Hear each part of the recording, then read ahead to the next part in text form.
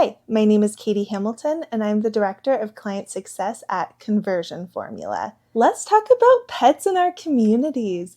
What does that look like, and why should we maybe consider it? It's absolutely okay to not have pets in your community. It is an added responsibility. It is some added oversight, but there are some really responsible ways that we can establish through our paperwork and through our staff a responsible way for pets to exist in residential communities. One way I highly suggest we go about accepting pets into residential communities is having the right paperwork on file. For sure, you want to have those shot records. You want to know how they're being cared for. If there's anything we need to know about, is there some built-in incontinence? Does this puppy need to wear a diaper? Like, all these little things are really helpful to know, are going to help you decide, do you have a weight limit? That's something to consider as you're opening. If we are going to have pets, how much can they weigh? You want to decide and limit the size of animals that can be in our community, the type of animals, and to accept birds, cats, or are you only going to accept dogs? If you are going to accept any animals, I strongly suggest you have some form that you create that says who that pet goes to if the resident can no longer have them cared for in the community.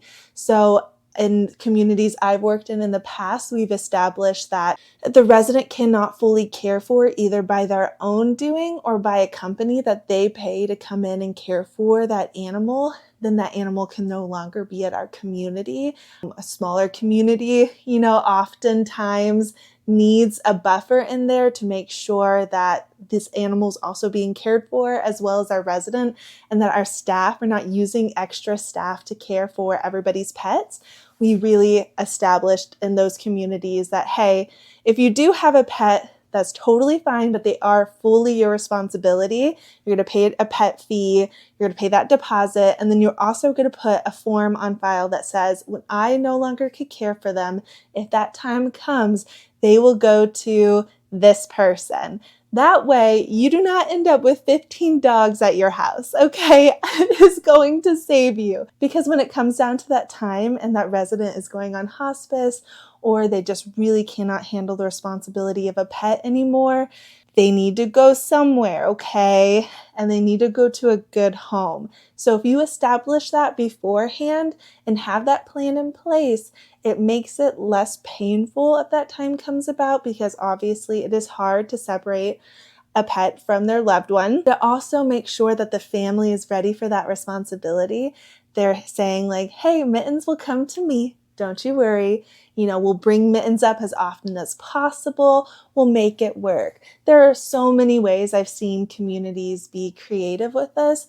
Maybe a community doesn't allow pets, but they have pet therapy come through a couple times a week. Maybe the owner has dogs or animals that they bring as well as little community pets.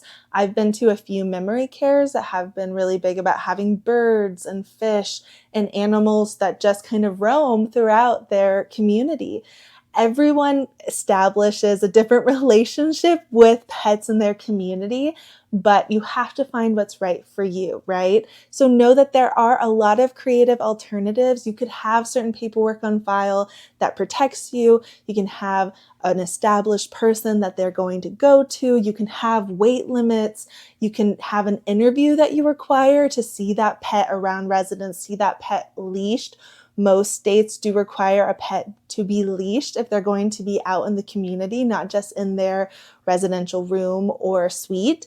So those are things to definitely consider. I am very pro-pet for a community, but it has to be done responsibly for the resident and their pet and the community, of course. Thank you so much for having this conversation with me. I'd love to hear what you guys are doing in your communities when it comes to pets and all the fun stuff that can come with pets. In the comments down below, please let us know what you think about pets in the community.